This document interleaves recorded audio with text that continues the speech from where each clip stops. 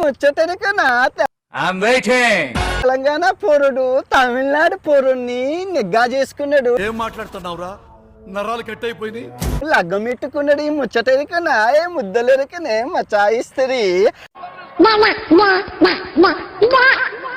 ఏదో తేడాగా ఉందేంటి? ఒకప్పుడు కాండంలో అందరూ పోరులు, ఇప్పుడు అంతా పోరులు ఇట్లా చేసుకుంటుర్రా.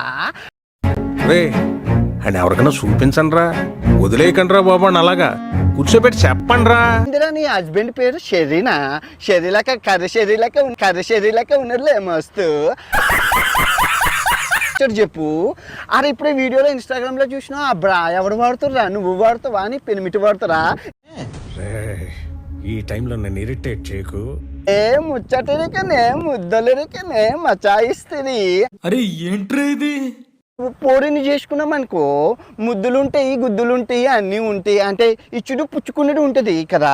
మరి నువ్వు చేసుకున్నది పోరన్నుగా ఎవడిస్తాడు? ఎవడిది అంటే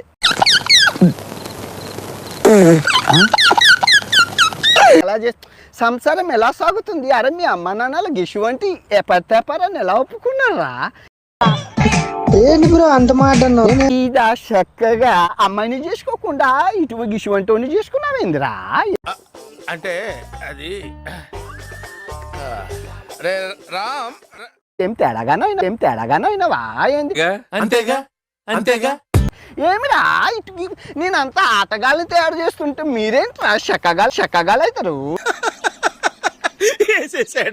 బాగా వేసేసాడు. మా షన్నన్న తోపు అనేటోరు ఇప్పుడు షన్నన్న నట్టుగాడు షన్నన్న చెక్కగాడు అంటుర్రా.